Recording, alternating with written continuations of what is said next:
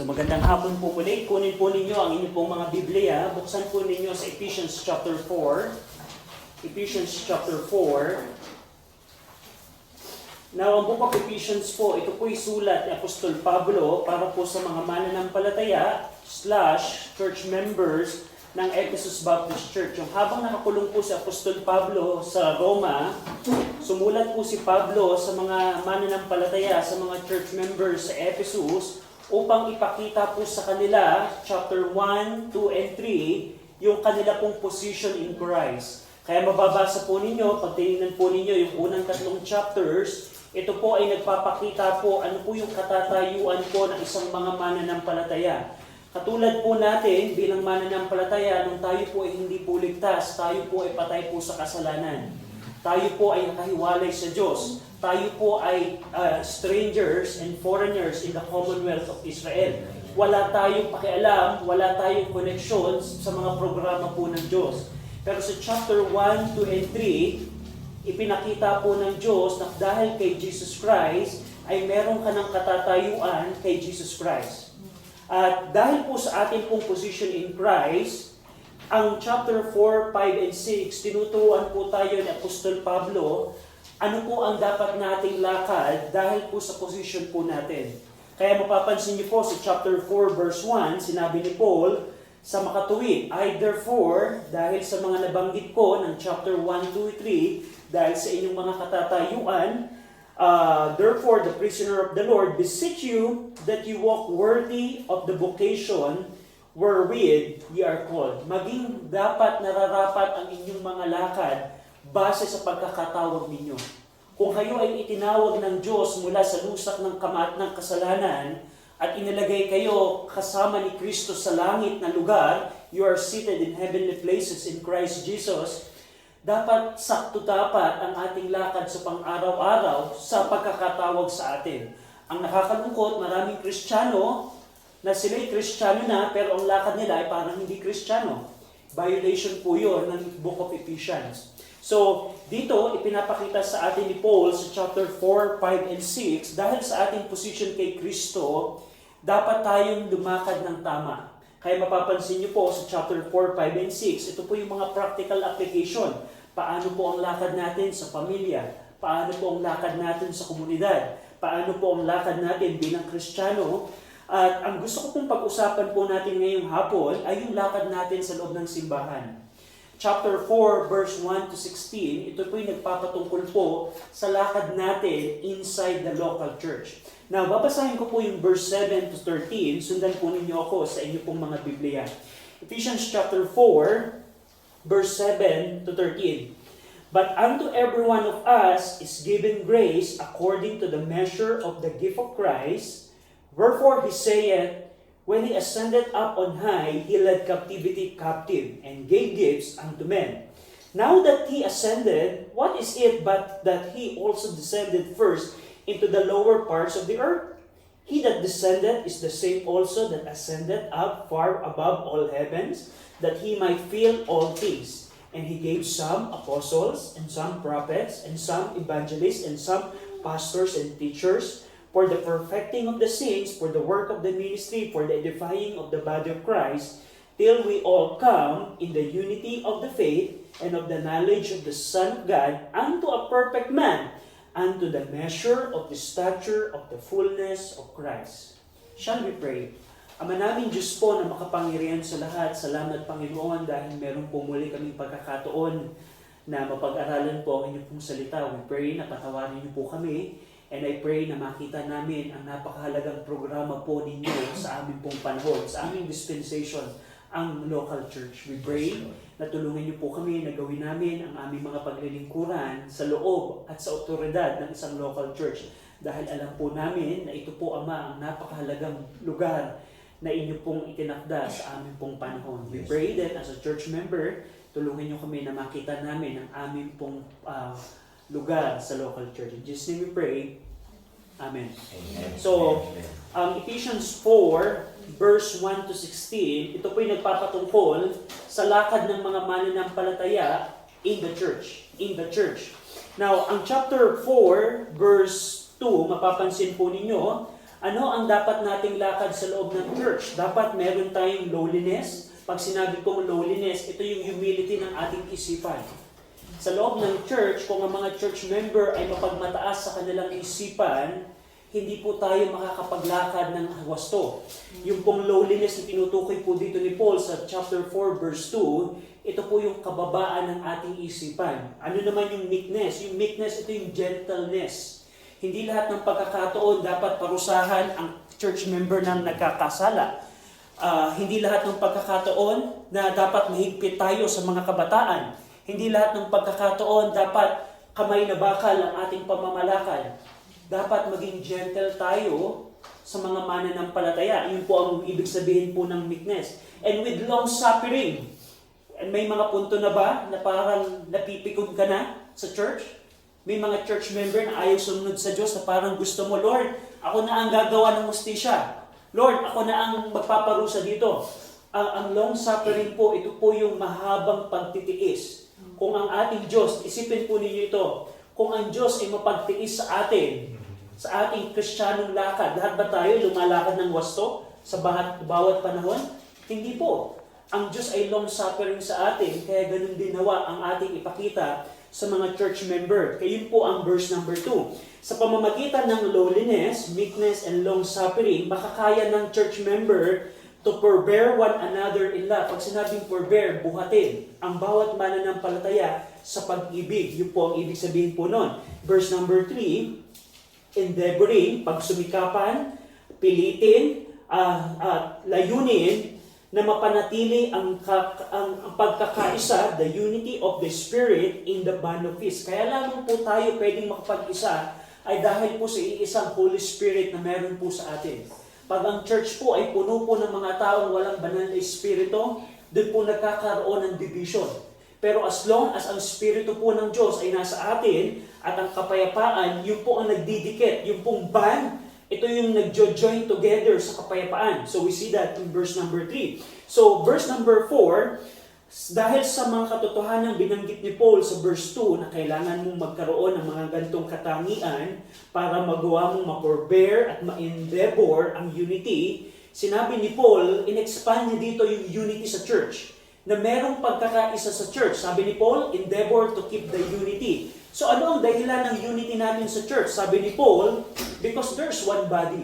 Iisa lamang ang katawan. By the way, now, ito pong body na tinutukoy po dito, marami pong Bible teachers ang nagkakamali po dito.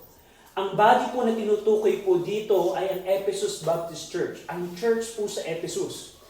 Dahil po alam natin, sinulat po ni Pablo po ito specifically sa katawan ni Kristo na nasa Epheso. Now, tingnan po ninyo yung Ephesians chapter 1 verse 1. Basahin natin ito ng sabay-sabay. Ephesians chapter 1 verse 1. Nandiyan na po kayo? Ready? Read. Paul, an apostle of Jesus Christ, by the will of God, to the saints which are at Ephesus, and to the faithful in Christ Jesus. Alam nyo ba, sa critical text, yung pong text na ginamit po ng mga modern version, yung pong salitang en Epheso sa Griego at Ephesus, tinanggal po nila yan. Pag tinignan niyo po yung mga critical text na ginamit po ng mga modern version, yung pong salitang en Epheso sa Greek, en Epheso, or ibig sabihin at Ephesus, tinanggal po nila ito. Kasi po ang mga Gnostic ng unang panahon, inumpisahan ito ni Plato, naniniwala sila na ang katawan ni Kristo universal. Katulad po ng paniniwala ng Roman Catholic Church. Na kung ikaw ay ligtas na, kasama ka na ng mystical, invisible body of Christ. Pero napakalinaw po sa Ephesians 1:1, ito po yung tinanggal po ng critical text, yung word na in Epheso, napakalinaw po, ang mga sinulatan po dito ni Pablo ay ang mga mananampalataya na nasa Ephesus nung panahong ito. Kaya po, anytime na makikita natin ang katawan ni Kristo sa Book of Ephesus, wala tayong tanong doon. Yun yung katawan ni Kristo na nasa Ephesus. Ngayon po, pag tayo po ay naging church, tayo po ang magiging katawan po ni Kristo dito po sa lugar po ng Candelaria. So, sa Ephesians 4:4, there is one body. There is one spirit. Yun po ang banal na espiritu. Even as you are called in one hope of your calling. Isa lamang po ang ating blessed hope. Kung ikaw ay mananampalataya, ang blessed hope po natin ay hindi po sa politiko. May mga tao na kapag ka nanalo lamang si Sara sa susunod na eleksyon, mawawala ng korupsyon. I tell you, hindi po yun ang ating pong pag-asa. Pag ang naging presidente lamang at mayor ay itong taong ito, lalago na at uunlad na kami, yun ang aming pag-asa. Hindi po yun ang ating pong pag-asa. Ang pag-asa po ng mananampalataya ay ang blessed hope na pagpapakita pagdating ng ating Panginoong Kristo. Sa verse number 5, there is one Lord. Isa lamang po ang ating Panginoon. Kaya nga sa church, dapat ang Panginoong Kristo lamang ang natataas. And one faith. Isa lamang po yung ating faith na tinanggap po. Yung pong pananampalataya na tinuro po ni Kristo na ipinagpatuloy ng mga apostol at ngayon po yung apostolic faith, apostolic teaching, yun po ang nananatiling pananampalataya na ating pong pinangahawakan. And one baptism, ito po yung water baptism, ito po yung bautismo po ni Juan na pagbabautismo. Verse number 6, there's one God and Father of all, who is above all and through all and you all. So ang Diyos Ama po, na Ama ng lahat, siya po ay mataas sa lahat ng bagay. Siya po ay sovereign sa lahat ng bagay. Siya ay kumikilos sa lahat ng bagay through all. He is working through all. And ang presence po ng Diyos Ama is in you all, sa mga mananampalataya sa Ephesus. So yun po yung unity. Pinakita dito ni Pablo, you need to endeavor to keep the unity kasi isa lamang yung mga bagay na ito. Now, ang pag-aaralan po natin ay ang verse 7 to 13 na kahit merong unity, kinontrast nito ni Paul ng diversity. Sa verse 1 to 6, meron kayong unity, but by the way, meron kayong unity, pag sumikapan yung may unity kayo, at gusto kong malaman ninyo na meron din sa inyong diversity. Pag sinabi pong diversity, yung pong pagkakaiba-iba. So tingnan natin yung pong mga pagkakaiba. Sabi ni Paul sa verse number 7, but unto every one of us is given grace according to the measure of the gift of Christ. Napansin niyo yung salitang but? Anong ipinapakita pag meron kayong nakitang but sa sentence? B-U-T. Ano yung pinapakita nito? Halimbawa, ako ay masaya, ngunit ako ay malungkot. Tama ba yung gamit ko ng ngunit or but? Pwede ko bang sabihin, ako ay masaya, ngunit ako ay natutuwa. Pwede ba yun? Pwede bang sabihin, gamitin ko yung word na ngunit or but kung pareho yung idea ko? Ang point po ng word na but, kino-contrast niya. So sinabi ni Paul, verse 1 to 6, meron kayong pagkakaisa kasi isa ang bautismo ninyo, isa ang inyong Panginoon, isa ang Diyos Ama. Ngunit, napansin niyo yung trabaho ng word na but? Anong sabi ni Paul? Ngunit sa bawat isa sa inyo ay binigyan ng biyaya ayon sa sukat ng regalo ni Kristo. So nakita po ninyo, kailangan yung panatiliin ang pagkakaisa dahil meron kayong iisang pananampalataya, iisang bautismo, iisang Panginoon, ngunit binigyan kayo, bawat isa sa inyo, mga church members sa Ephesus, binigyan kayo ng biyaya ng Diyos ayon sa sukat ng regalo ni Kristo. So ano yung tinutukoy po dito ni Paul na sukat ng regalo ni Kristo? Ang tinutukoy po dito ni Paul, ito po yung mga spiritual gifts. Ang bawat isa pong church member, actually, ang bawat tao po ay meron pong spiritual gift. Ang bawat tao po ay meron pong spiritual gift. Ang nangyayari po, sa isang taong hindi ligtas, hindi ginagamit, nakatago yung spiritual gift po na ito. Pag ang tao po ay naligtas, yung pong spiritual gift niya, ang posibilidad na gamitin ng Holy Spirit sa kanya to serve effectively sa loob po ng local church. Pag tinignan niyo po yung Romans chapter 12, makikita po ninyo doon yung pong 7 gifts na inilista po ni Apostol Pablo. Ano po yun? Gift of prophecy, gift of teaching, gift of exhortation, gift of showing mercy, gift of ministry, gift of ruling, and so on. So, yun po yung gift dito. Kahit meron kayong iisang Panginoon, sabi ni Paul, iisa ang inyong Panginoon, iisa ang inyong bautismo, iisa ang inyong pananampalataya, iisa ang Diyos Ama, iisa ang katawan, isang Espiritu, iisa ang inyong pag-asa, ngunit bawat isa sa inyo ay binigyan ng Diyos ng biyaya depende sa sukat na ibinigay ng Diyos sa atin. Kaya nga po sa local church, ito po tingnan po ninyo, hindi po lahat ng church member ay pare-parehas. Kasi iba-iba po ang spiritual gift na meron po sa atin. May mga tao po na church member na mas mahabagin sila kaysa sa isang tao. may mga church member naman na mas matapang sila kaysa ibang church member. Hindi po problema po yun. Yun po ang pagkakaiba po ng regalo po ng Diyos sa atin. Now, bigyan ko lang ng halimbawa. Naalala ninyo nung nagtalo si Pablo at saka si Barnabas para dalhin si John Mark? Naalala ninyo ano ang naging issue nila pagkatapos po ng first missionary journey? Nung iniwan ni John Mark ang missionary team nila. Sabi ni Paul, balikan natin, Barnabas, yung mga churches na tinayo natin. Anong sabi ni Barnabas? Isama natin si John Mark. Anong sabi ni Pablo? Alam niyo yung story? Hindi ayaw isama ni Pablo. Kasi mangiiwan itong si John Mark. Ang tanong, kay Barnabas at kay Paul, meron bang mali sa kanila? Magkaiba sila ng posisyon. Magkaiba sila ng desisyon. Si Barnabas gustong isama si John Mark. Si Paul ayaw isawa si John Mark. Hindi po magkaiba po, hindi ang ano po doon dahil magkaiba po yung kanilang spiritual gift. So, ang tinutukoy dito ni Paul sa Ephesians 4, meron kayong iisang Panginoon, pananampalataya, bautismo, and so on and so forth. Pero merong magkakaibang bagay na spiritual gift na ibinigay po sa atin ng Diyos. Kung ikaw ay mananampalataya, especially kung ikaw ay ligtas na, kailangan mong ma-discover ang iyong spiritual gift para effective mong mapaglingkuran ng Diyos sa loob po ng church. Pero gusto ko pong matandaan po ninyo ito, isa pong programa po ng Diyos or isang vitamins or isang supplement na ibinibigay po ng Diyos sa church ay sinisigurado po niya na may mga tao po sa church na kumpleto po para makumpleto yung 7 spiritual gift.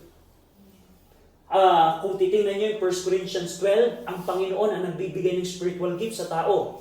At siya din ang naglalagay ng tao sa loob po ng local church. And dito din sa Ephesians chapter 4, ipinakita ni Paul na ang Diyos ang nagbibigay ng spiritual gifts depende sa sukat ng regalo ni Kristo. Kaya nga, kung titingnan ninyo, ang church po ay napakahalaga po sa Panginoon.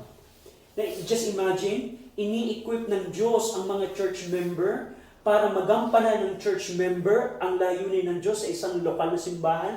Wala po yan sa laki at sa liit.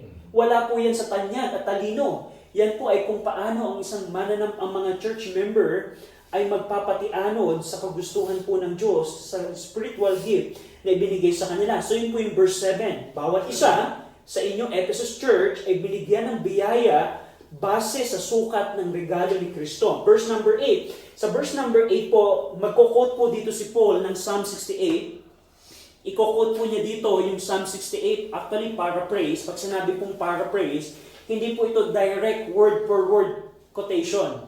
Pag sinabing paraphrase, kinukuha lamang po ni Pablo yung pong sinabi po ng psalmist. Ilang bahagi na sinasabi po ng psalmist. Sa Psalm 68 po, verse 18, which is nagpapatungkol po ito sa restoration ng bansang Israel at pagkakadestroy po ng mga kaaway ng bansang Israel, sinabi po ng psalmist po doon, yung pong verse number 8. Wherefore he saith, when he ascended up on high, he led captivity captives. Ano po ang tinutukoy po dito? When Jesus Christ ascended up on high, he led captivity captive. Yan po yung panahon ng Panginoong Kristo po ay bumaba po sa impyerno. Hindi po para masunog sa impyerno, para kunin po yung pong mga Old Testament saints. Yung pong mga lumang tipan ng mga mananampalataya, sina Abraham, remember? Yung rich man at yung si Lazarus, nasa Abraham's bosom po sila doon. Dahil ang hell po, pag tinignan ninyong original language, may mga compartment ang hell. Hindi siya isang lugar lamang. Sheol, may iba-iba po ang compartment. At sa pagitan po ng Abraham's bosom at yung pong apoy na hindi namamatay-matay, kung saan na doon po yung mayamang lalaki, meron pong great divider.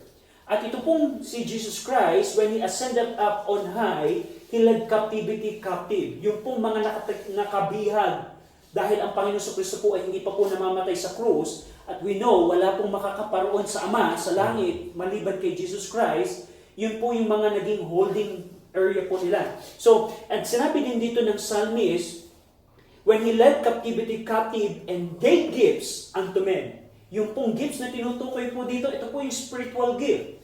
Ito po yung natural sa iyo na regalo ng Diyos, kaloob ng Diyos, na binigay sa iyo. Dun sa verse 9 and 10, sabi ni Paul, now that He ascended, what is it but that He also descended first into the lower parts of the earth? He that descended is the same also that ascended up far above all heavens, that He might fill all things. Tinutukoy lamang po dito ni Paul, ang Panginoong Kristo po, siya po yung bumaba mula sa kalangitan. Naalala po ninyo, 2,000 years ago, bakit po bumaba ang ating pong Panginoong Kristo dito po sa mundo pong ito? Ang Panginoong Kristo po, siya po ang manlilikha ng lahat ng bagay. Ang sabi po ng Scripture, kung wala po ang Panginoong Kristo, hindi tayo makakaibo. Wala tayong buhay. Ang Panginoong Kristo po ang may hawak po ng ating pong buhay. Amen. Pero yung pong ating manlilikha, ang bugtong na anak po ng Diyos, siya po'y bumaba po dito sa lupa at nagkatawang tao. Binata po niya yung kahihiyan. Binata po niya yung kahirapan. Para po sa ating pong, para po siya po ang magawa po niya ang kabayaran po ng kasalanan po ng sanlibutan. Yung Panginoong Kristo po ay bumaba po sa lupang ito, bumaba po siya in humiliation. Bumaba po siya sa kahihiyan. Hindi po bumaba dito si Kristo para po ay maging tanyag and so on and so forth. Pero sabi ni Paul, he that descended, he that ascended, siya na tumaas, what is it but that he also descended first into the lower part of the earth? He that descended, siya na bumaba, is the same also that ascended up far above all heavens. Anong tinutukoy po dito ni Paul? Alam niyo po ba na ang ating Panginoong Kristo po, nung ginawa po niya ang krus ng Kalbaryo, inexalt po siya ng Diyos Ama. Nung ang Panginoong Kristo po ay nabuhay na muli, itinaas po siya ng Diyos Ama. Binigyan po siya ng authority ng Diyos Ama. Tingnan niyo po yung Ephesians 1. Let's see here. Tingnan niyo po yung verse 18 hanggang 22. Chapter 1, verse 18 to 22. Basahin po natin ng sabay-sabay. Ephesians 1, 18 to 22. Ready? Read. The eyes of your understanding being enlightened, that ye may know what is the hope of his calling, and what the riches of the glory of his inheritance in the saints, and what is the exceeding greatness of His power to usward, who believe, according to the working of His mighty power, which He wrought in Christ when He raised Him from the dead, and set Him at His own right hand in the heavenly places, far above all principality and power and might and dominion, and every man that is named, not only in this world, but also in that which is to come. And He put all things under His feet, and gave Him to be the head over all things to the church. At ito pong Ephesians 1, binasa po natin, ito po ay prayer request ng Apostol Pablo. Pinipray ni Apostol Pablo, mga mananampalataya sa Ephesus, nawa lumago kayo sa pagkilala ninyo kay Jesus Christ. Now, ang tanong, kilala niyo ba? Nauunawaan niyo ba kung sino po ang ating pong Panginoong Kristo? Binanggit po dito ni Paul, ano po ang kapangyarihan po ng Diyos, kapangyarihan po ng Diyos, verse 20, which He wrought, ginawa niyang Diyos kay Kristo. When He raised Him from the dead, 3 araw po siyang nakalibing at nabuhay namang muli, and set Him at His own right hand in the heavenly places. Ngayon po, nasa kanang luklukan po ng Diyos Ama ang ating pong Panginoong Kristo. At anong exaltation na ginawa ng Diyos Ama kay Jesus Christ? Jesus Christ, verse 21, He is now far above all principality. Ang Panginoong Kristo po ay mataas kaysa sa lahat po ng principality, sa mga rulers. Kung ikukumpara nyo, sino mas makapangyarihan, si Donald Trump or si Jesus Christ? Wala po si Donald Trump kay Jesus Christ. And power and might and dominion and every name that is named, sa lahat ng pangalan, walang ibang mas mataas kundi ang pangalan ng Panginoon. Amen. Not only in this world, but also in that which is to come. Wala pong ibang pangalan ang mas tataas pa kay Jesus Christ. Ganun po itinaas ng Diyos Ama ang ating pong Panginoong Kristo. He is highly exalted. Nung ang Panginoong Kristo po ay namatay po sa krus, nilibing, at nung siya po ay nabuhay namang muli. Di ba naalala nyo, nung nabuhay namang muli ang Panginoong Kristo, gusto siyang hawakan ng mga kababaihan niyang disipulo. Sabi ni Christian Wade, hindi pa ako nagpapakita sa Diyos Ama. At yun po yung glorification na binigay po ng Diyos Ama kay Jesus Christ. At yun yung tinutukoy ni Paul sa Ephesians 4, na siya na bumaba sa kahihiyan, ay siya naman yung tumaas. sa kaluwalhatian. So, pero ang pansinin ninyo sa verse 8, nung ang Panginoon ay umakyat sa kalangitan, He gave gifts unto men. So, ang tanong, ano ang spiritual gift mo? Kailangan mong madiscover yan para pag naglingkod ka sa church, effective mong mapaglingkuran ang ating pong Panginoon. So, verse number 11, tingnan niyo po, Ephesians 4, verse number 11, and He gave some apostles, and some prophets, and some evangelists, and some pastors, and teachers. So, hindi lang ang Panginoon, naalala nyo, tandaan niyo, Ephesians 4, 1-6, ito yung unity natin sa church. Pero, kahit gusto ng Diyos na magkakaisa tayo, meron palang iba-iba sa atin. Ano yung iba-iba? May mga mananampalataya, iba ang gift. May gift of prophecy, may gift of teaching, and so on and so forth. Hindi lamang gift ang binigay ng Diyos sa church. Ano ba ang binigay po ng Diyos sa isang local church? Nagbibigay din po ang Diyos ng mga tao, mga leaders, mga pinuno ng church. In case po ng Ephesus Baptist Church, binigyan po sila hindi lamang ng apostol, binigyan din sila ng mga propeta, binigyan din sila ng mga evangelists, at binigyan din sila ng pastor teachers. Mga church officers po ito, mga church leaders po ito. Noong unang century po, ito po yung mga opisina ng church. Now, ngayon, sa ating panahon, lahat ba ng opisinang ito ay nanatili sa church? Ano na lamang ang church offices na nanatili sa ating panahon? Pastors and deacons, based sa 1 Timothy chapter 3. Yung pong opisina po ng apostol, wala na po ito. Wala na pong apostol na opisina po ngayon sa church. Kung magsasabi kayo, sabihin nyo, Brother RJ, pwede ba kitang tawagin Apostle RJ? Hindi mo ko pwedeng tawagin yun. Kasi opisina po ng apostleship, wala na po ito. Yung prophets, meron pa bang, sa Ephesus Church, merong propeta nun. Kasi po yung apostol, ito po yung messenger ng Panginoon, apostol, apostoles, siya na pinadala, opisina po ito ng apostol. Ngayon, wala na pong apostol sa ating panahon. How about prophets? Meron pa bang opisina ng prophets? Sa Ephesus Church, Ephesus Baptist Church, 2,000 years ago, sa church nila may propeta talaga. Bakit kaya may propeta pa? Kasi hindi pa po tapos ang scripture. Pero nung natapos na po ang scripture, yung pong prophets, pag sinabing prophet, ito yung isang office ng church na kaya mong i-predict ang hinaharap. Kaya mo bang i-predict ang hinaharap? Wala. Walang tao, walang kakayanan sa atin ngayon i-predict. Naalala niyo si Agabus? Yung sa Acts chapter 11, kung paano siya nag-proclaim ng revelation para i-edify ang church. Agabus, yan po ay opisina dati ng apostolic churches. So we see here na ang Diyos ang nagbibigay ng apostol, siya nagbibigay ng prophet, siya din ang nagbibigay ng evangelist. Now, ito po ay quite issue sa ating pong panahon. Meron pa kayang opisina ng evangelist sa ating panahon?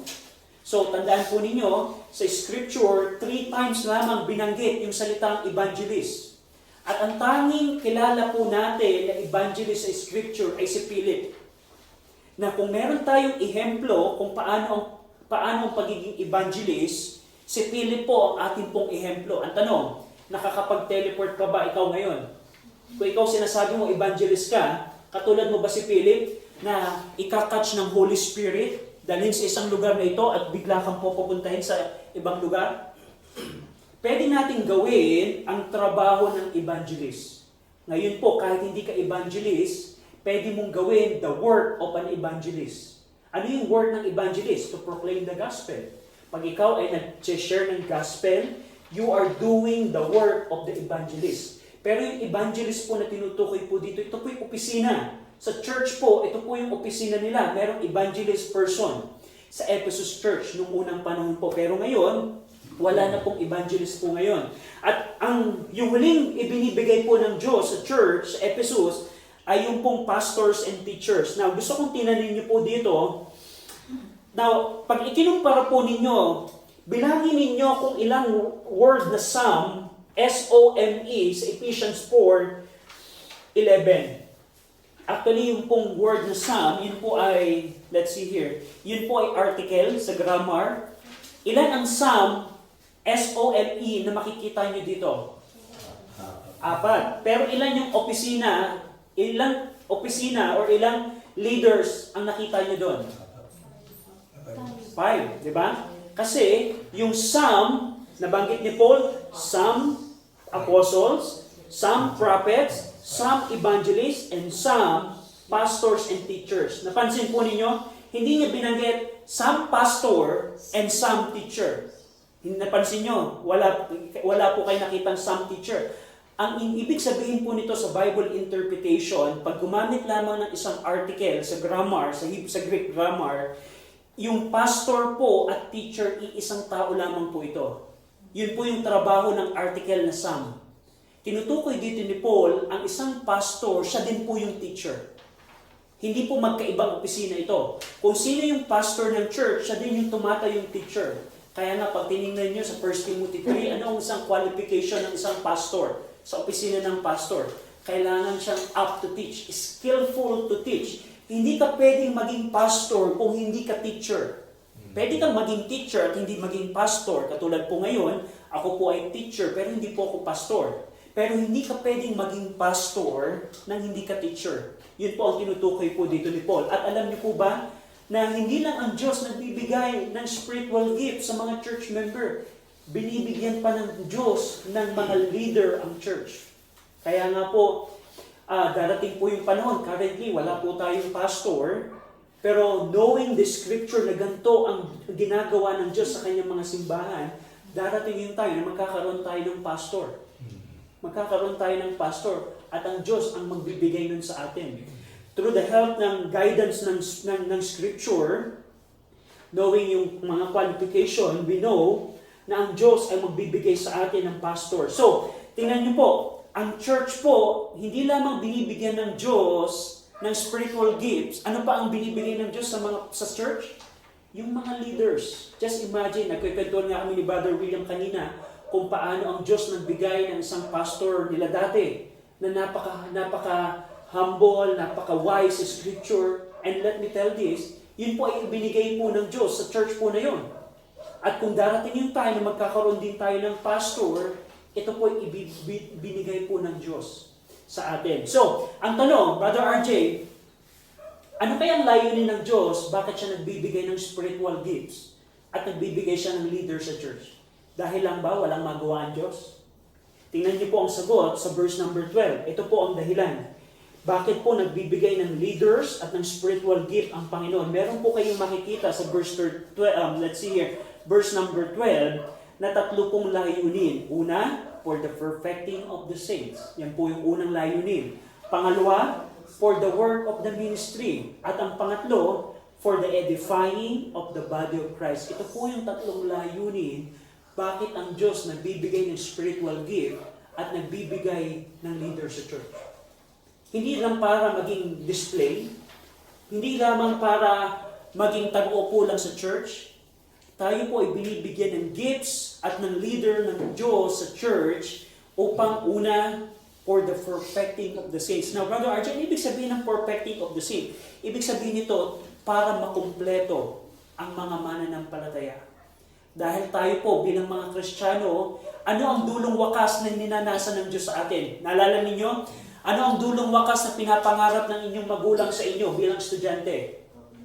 Makapagtapos ng pag-aaral. At pag ikaw ay dumating yung time na hinawakan mo na ang diploma nung sa college ka, yun ang completion ng pangarap ng nanay at tatay mo sa'yo. Pero alam niyo po ba, ano ang completion na ninanasan ng Diyos sa atin? Ang maging katulad ng ating Panginoong Jesucristo. Ang tanungin ko po kayo, sagutin niyo ito sa inyong mga isipan. Katulad mo ba si Jesus Christ? Katulad mo ba siya sa pag-iisip? Katulad mo ba siya sa pagdedesisyon? Katulad mo ba siya sa pagsasalita? Katulad mo ba siya sa pagpakababa? Katulad mo ba siya sa pagmamahal? And so on and so forth. Diba? Kung makikita natin, Brad, parang ang layo pa. Parang ang dami ko pang kailangan gawin. At yun po ang layunin ng church. Yun ang layunin kung bakit ang Diyos nagbigay ng spiritual gifts at ang mga leaders para kung ang mga mananampalataya na patuloy na umaattend ng church ay dumating sa perfecting of the saints para tayo maging katulad ng ating pong Panginoong Jesucristo. Kaya kung ikaw ay nasa tamang pag-iisip, kung ikaw ay isang mananampalataya at ini-ignore mo ang church, parang sinasabi mo, ayaw kong maging katulad ni Jesus Christ. Kasi po, yun po ang layunin po ng church. Kaya po may church tayong binibuild sa lugar po na ito ay upang maturuan po ang mga tao na maging katulad kayo ng ating Panginoong Kristo. Maging katulad tayo ng Panginoong Kristo sa lahat ng parte ng ating buhay. Brother RJ, kahit ba ako'y babae, pwede kong maging katulad ng Panginoong Kristo? Yes po. Paano ang Panginoong Kristo magmahal sa mga kabataan? Paano ang Panginoong Kristo magkalinga? And so on and so forth. Kaya po, yun po ang trabaho. Yun po ang layunin po ng church. By the way, ito po, as we build ng church po dito, maalala natin, ito po ang layunin po ng Diyos. Bakit tayo magtatayo ng church? Hindi lamang para i-gather ang mga tao. Hindi lamang para magkaroon ng malaking building. Ang layunin po ng church, which is aligned sa Matthew chapter 28, verse 19 and 20, para po yung pong mga disipulo po ni Kristo ay mahubog po natin maging katulad ni Kristo. Yun po ang perfecting of the saints. Madali ba yun o mahirap? Mahirap po yun, pero ang Diyos ang nagbibigay ng tulong. Siya ang nagbibigay ng spiritual gift at siya ang nagbibigay ng leaders para ang church ay magampanan ang layunin nito. So ano yung unang layunin? Unang purpose? For the perfecting of the saints. Pangalawa, ano po yung pangalawa? For the work of the ministry. Yung pong word ng ministry, ibig sabihin po nito ay diakonos or deacon or servant. The work of the ministry po, ito po yung nagpapatungkol kung paano dapat ang bawat isa po sa atin ay naglilingkod sa bawat isa. Sa church po, pag ikaw po ay pumasok sa church, hindi ka, dapat ang mindset natin, Panginoon, anong magagawa ko para paglingkuran ko ang mga kapwa ko mananampalataya? Hindi dapat ang mindset natin pag nasa church, pagsilbihan niyo ako dahil ako ang pastor ninyo, hindi dapat ganun. Diyan tingnan po ninyo, ang pastors, ang mga evangelists, ang mga apostles ay ibinigay ng Diyos sa church para sila ang maging diakonos. Sila yung maging servant. Sila po yung gumawa ng work of the ministry. Pag sinabi pong work of the ministry, ito po yung paglilingkuran. Nakakita na kayo nang kumain kayo sa restaurant at may nagtanong sa inyong mga servant, mga waiter and waitress, sino maglilingkod? Yung bang customer or yung waitress? Yung waitress. At sino yung sino maglilinis ng lamesa pagkatapos kumain? Yung customer ba o yung waitress?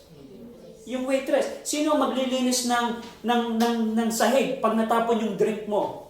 Sasabihin ba sa'yo ng manager, oh, sir, customer, sir, ikaw yung nakatapon. Ito yung map, ikaw maglinis. Sino maglilinis? Yung pong attendant. At yan po yung tinutukoy po dito ni Paul, the work, diakonos, for the work of the ministry. Ang pastor pala, ang pastor and teacher ay ibinigay sa church para hindi para siya ang paglingkuran, kundi siya ang maglingkod. So nawa, maging ganito ang mindset natin sa church. Anytime na tayo po ay mag-gather, mag-assembly together, sipin natin, paano ako makapaglilingkod kay kapatid? Paano ko siyang paglilingkuran? That's something that we need to see because yan po ang layunin po ng Diyos. Hindi lamang maging sakdal, kumpleto ang mga mananampalataya upang mapaglingkuran natin ng bawat isa po sa atin. Kaya nga, pag nagkaroon tayo ng pastor dito, ang layunin natin, ang pastor na yon, hindi para siya ang maging master, kundi siya dapat ang maging ehemplo ng paglilingkuran. Actually, pag pinag-aralan niyo po ang Bible, sa mga churches, I don't know kung kayo po ay nakakakita ng malalaking churches, sino ang palaging nag-aasikaso pagkakainan? Babaeng mga church member o lalaking mga church member? Mga babae, kasi karaniwan ganun. Pero alam niyo ba sa church setting ng scripture, dapat lalaki po ang gumagawa po nun. Tayo lang ngayon, ang iba. Pag tinignan po ninyo, ang mga attendants, ang mga diakonos, deacons, ay mga lalaki po. Ano po yung mga deacon? Hindi sila yung mga leaders, sila po yung nag-aasikaso sa church. O kapatid, dito ka uupo. O kapatid, ito yung tubig. O kapatid, and so on and so forth. Ngayon lang tayo iba. So ang tanong, sinong tama kaya? Sila o tayo? So yun po ang sagutin ninyo sa inyo pong mga isipan. So, for the work of the ministry, ano pa yung tatlong ikalayunin ng Diyos? Bakit siya nagbibigay ng spiritual gifts at ng mga leaders sa church? Hindi lamang for the perfecting of the saints, for the work of the ministry. At yung pangatlo, for the edifying of the body of Christ. Yung pong edifying, ito po ay same Greek word ng sinabi ni Kristo sa Matthew 16:18 kay Peter. Thou art Peter, upon this rock I will build. Oikodomeo, yan po ang isang Greek word. Ibig sabihin ng edify. Yung pong word na edify ng Ephesians 4 verse 12, yan din po yung same na binanggit ni Kristo kay Pedro. Thou art Peter, upon this rock I will build or I will edify my church. Ang Panginoon din pala ay nag-e-edify ng kanyang church. Nag-e-edify. Paano kaya ang Panginoon nag-e-edify sa loob ng church? Sa pamamagitan po ng mga leaders na ibibigay niya at ng mga spiritual gift. Yung pong word na edify, ito po hindi po ang ibig sabihin nito ay to build up. Ang word na edify, ito po ay architectural term. Ang sinabi po, pag sinabi pong build, parang ganito po ito. Pag sinabi mong, halimbawa, Darby, nag-gym ka ba? Nagdadumbbell ka? Hindi. Sino sa inyo nagdadumbbell?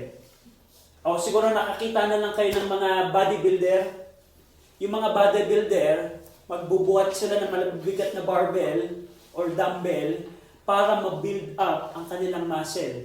Yun po yung same word na build up or edify. Ang tanong, sila ba ay nagdadumbbell para magka-muscle sila? Or para ma-edify yung muscle nila, ma-build up yung muscle nila? Nagdadumbbell sila kasi meron na silang muscle, gusto lang nilang i-improve. Hindi sila nagdadumbbell para magka-muscle, meron na silang muscle, kailangan nila na itong palaguin. At ganun po yung idea po ng edify po dito. Ang Panginoon po ay nagbibigay ng mga nutrients, vitamins, upang ma-edify po yung church. Yun po yung mga Lord's Supper, yun po yung church discipline, yun po yung Great Commission. Pag pinag-aralan po natin yung Book of Matthew, paano niya in-edify yung kanyang church. So, yun po yung edification. Pag sinabing edification, building up. Ito po yung, hindi po ito, tandaan niyo po ito, huwag niyo pong mapagmalian, ang word na edify, hindi po ito ang Diyos, palalaki niya yung church sa bilang. Hindi po bilang ang tinutukoy po dito ng Panginoon. Ang tinutukoy po dito ng Panginoon ay yung kwalidad ng mga membro ng church. Tingnan niyo po ninyo, ang maraming churches, malalaki sila, pero tingnan ninyo ang mga young people, mga worldly. Ano ang pinapanood? Mga pornography. Ano ang mga nilalaro? Mga larong pang demonyo. And so on and so forth. Anahanin mo yung malaki, pero kung yung quality naman ay bulok. Ang tinutukoy po ditong edifying, ito po yung nagpapatungkol sa spiritual and maturity ng mga mananampalataya. Ang mga tatay ba ng church ay irresponsable? Yung bang mga nanay ng church ay may pagmamahal sa kanilang mga anak? Yung bang mga young people ay may takot sa kanilang mga magulang? That is edifying. Kahit maliit ang church, pero ang church ay puno ng mga tatay na responsable na i-lead ang mga anak nila sa Panginoon. Ang mga nanay ay may pagmamahal sa kanilang mga anak. Yung pong mga young people ay may pagmamahal at paggalang sa kanilang mga magulang. That is better sa isang malaking church na puro worldly naman na nakukuha po ninyo ito. So yung edifying dito, hindi ito bilang, hindi ito numbers, hindi ito laki, ito yung kwalidad. Kwalidad ng mga mananampalataya. So nakita niyo po sa verse number 12, ito po yung purposes. Ito po yung layunin ng church. Nakita niyo ba dito ang basketball sa church? Nakita niyo ba dito yung mga party ng church? Marami pong church ngayon, puro activity na lamang. Hindi po. Ito po ang sentro po ng church. Kaya kung meron tayong itatayong church dito, ito po ang magiging sentro po natin. Dito tayo magiging interesado. Kung ang activity ba na gagawin natin ay papasok sa tatlong ito, ito ba'y makaka-edify? Ito ba'y patungkol sa work of the ministry? O ito ba'y makaka-perfecting ng saints? Let's say, basketball, sport fest. 3 araw, magbabasketball. Tingnan natin. Pasok kaya ito sa verse 12? Pag hindi ito pasok, dapat hindi natin yun gawin. So, and so on and so forth. So, yun po ang tatlong layunin. Now, panghuli, sa verse 13, sa verse number 13, ito naman po yung tatlong goals. So, kung yung verse 12, ito yung purposes, ito naman yung tatlong goals. Sa verse number 13, till we all come in the unity of faith, yan po yung una, and of the knowledge of the Son of God, unto a perfect man, unto the measure of the stature of the fullness of Christ. So ito pong verse 13, ito po yung nagpapakita ng tatlong goals. Yung verse 12, ito po yung purposes. Bakit nagbigay ang Diyos ng mga leaders at ng mga spiritual gift? Yun po ang verse 12. Ang verse 13 naman, ito yung goal. Pag sinabing goal, ano yung ninanasa ng Diyos? Ang unang goal, so dito po, ang unang goal po ng Diyos ay ang mga church member ay dumating sa pagkakaisa ng pananampalataya at kaalaman, karunungan, or kaalaman ng anak ng Diyos. Tayo ay dumating sa pagkakaisa ng pananampalataya. Alam niyo ba na ang layunin po ng Diyos ay isa po ang magiging pananampalataya natin? Kaya nga kung merong church member na magwawasik ng false teaching sa church, hindi dapat siya maging bahagi ng church. Kasi mababiolate niya yung unity of the faith. Kung let's say may isang church member, halimbawa, church member na milyonaryo, Brother Archie, pwede ba ako maging church member? Magtatites ako ng 100,000 every year, every month? Parang maganda yata yun. Pero Calvinist. Sa tingin ninyo, o pagbotohan natin, tatanggapin natin church member o hindi? Pero 100,000, teda man. Siguro makapagpatayo na kagad tayo doon ng building, ano? Oo. Pwede na rin. Pero, yun kaya ay magkakaroon kaya tayo ng unity of faith? Hindi. Kasi iba yung kanyang pananampalataya sa pananampalataya na itinuro sa atin ng mga apostol. So, hindi pwede yun. So, kaya pala, layunin ng Diyos ay magkaroon tayo ng unity of the faith. Di po yung Baptist faith, apostolic faith na tinuro ni Kristo, pinagpatuloy ng mga apostol at ating pong hinahawakan ngayon. Hindi lamang unity of faith, hindi lamang tayo ay dumating sa pagkakaisa ng isang pananampalataya. Pangalawa ay magkaisa tayo sa kaalaman sa anak ng Diyos. Now, tanong, kilala niyo ba si Jesus Christ? Kaninang umaga na pag-aralan natin, ganun pala ang kahalagahan ng sonship ng ating Panginoong Kristo. So, kilala niyo ba ang Panginoong Kristo? Now, bigyan ko kayo ng palaisipan. Kung hindi mo kilala si Jesus Christ, hindi mo siya magagaya. Alam mo ba kung paano mag-isip si Kristo? Kung halimbawa, alam mo ba kung si Kristo ay pagsalitaan ng masama? Alam mo ba kung paano mag-react si Kristo? Maraming Kristiyano po, hindi po alam. Paano magagaya ng Kristiyano hindi alam ang Panginoong kilala si Kristo kung hindi niya, paano niya magagaya si Kristo kung hindi niya kilala si Kristo? Di ba? At yun po ang layunin po natin bilang church. Dumating tayo sa pagkakaisa na makilala natin ang ating pong Panginoong Kristo. Actually, ang ating pong buhay sa mundong ito ay hindi po sapat para makilala natin ang Panginoong Kristo. Alam niyo ba pagdating ng langit? Sa langit po, by the way, sa langit, tayo po ay mag-aaral pa rin po ng salita ng Diyos. Masigit pa nating makikilala ang ating pong Panginoong Kristo. Walang hanggan po ang ating pong kakailanganin para makilala natin ang lubusan ng ating pong Panginoong Kristo. Pero ang maganda pong balita, kahit wala pa tayo sa langit, dito po sa church, pwede po nating unti-unting makilala, magkaisa tayo sa kaalaman ng anak ng Diyos na ating pong Panginoong Kristo. Yun po yung unang goal. Ang church member dapat ay dumating sa unity ng knowledge of the Son of God. Ito po yung nagpapatungkol sa buo, intimate, at rational knowledge of the truth. He is the person of the truth, and so on and so forth. Now, paano, by the way, question, sa ating panahon, paano natin makikilala si Jesus Christ? Tanong, sa tingin ninyo, paano natin makikilala si Jesus Christ? Kailangan ba natin siyang i-video call? Hey, Panginoon, paano ka ba magsalita? Paano natin, sa tingin ninyo, paano natin makikilala si Jesus Christ? Dito po, sa Word of God. Kaya nga kailangan natin sa church, interesado tayo mag-aral ng Bible kasi gusto nating makilala si Jesus Christ. Pangalawang goal po, which is in verse number 13 pa rin, hindi lamang to come in the unity. Yung pangalawa, unto a perfect man. Napansin po ninyo, unto a perfect man. Pag sinabi pong perfect man, ito po yung full-grown, mature Christian. Bawat isa po sa atin ay kinakailangan maging malago. Maging malagong Kristiyano. Maging malagong mananampalataya. Tingnan niyo po quickly sa Hebrews 5. Hebrews chapter 5. Ito po yung pagkakamali ng mga Jewish churches nung panahon po ni Paul. May mga mananampalataya po hindi po lumago. At nakakalungkot po kung ikaw ay Kristiyanong hindi ka lumalago.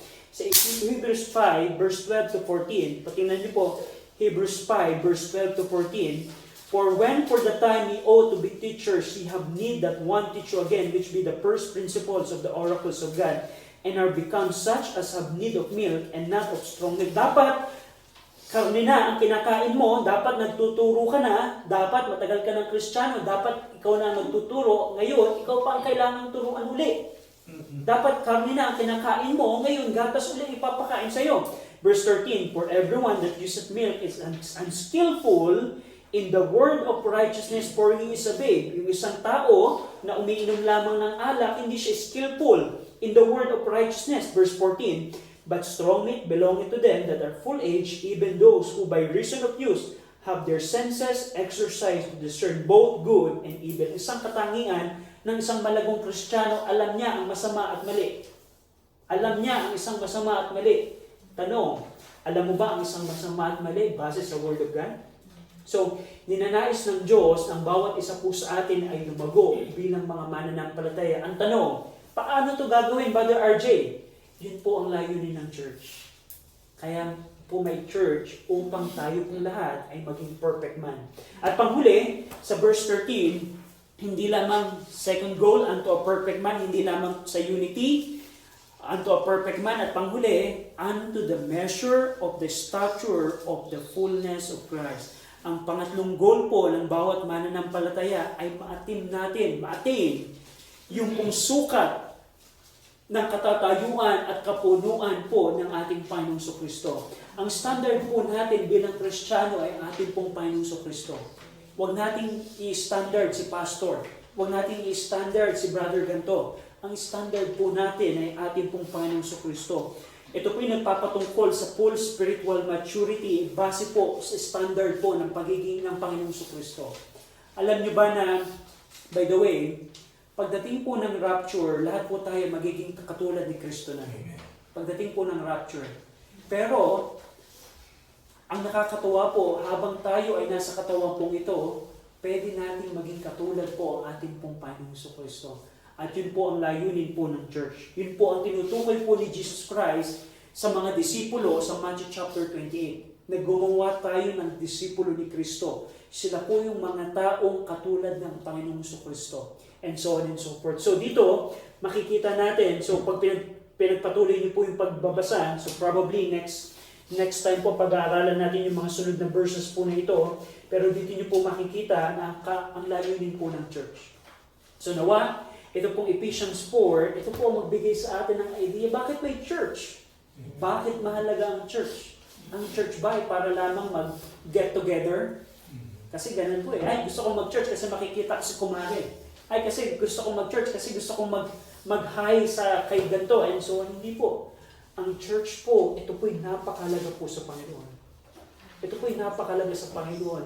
When the Lord ascended up on high, when the Lord Jesus Christ was exalted in heaven, He gave gifts unto men. Ang Diyos ay nagbigay ng gifts unto men.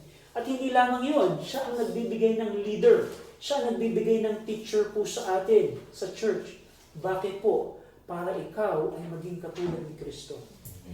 Kaya nga, kung ikaw ay mananampalataya na, huwag mo ipoforsake ang assembly. Huwag mo ibabaliwala. Pag may gathering ang church, dapat lagi kang nadoon. Kasi ang layunin ng church ay maging katulad ka ni Kristo. Sa bawat punto ng buhay mo, sa pagsasalita, pagdedesisyon, and so on and so forth. So, napakaganda po. Tayo pong lahat ay tumayo, manatili kayo nakaupo, tayo pong lahat ay manalangin. Ama namin,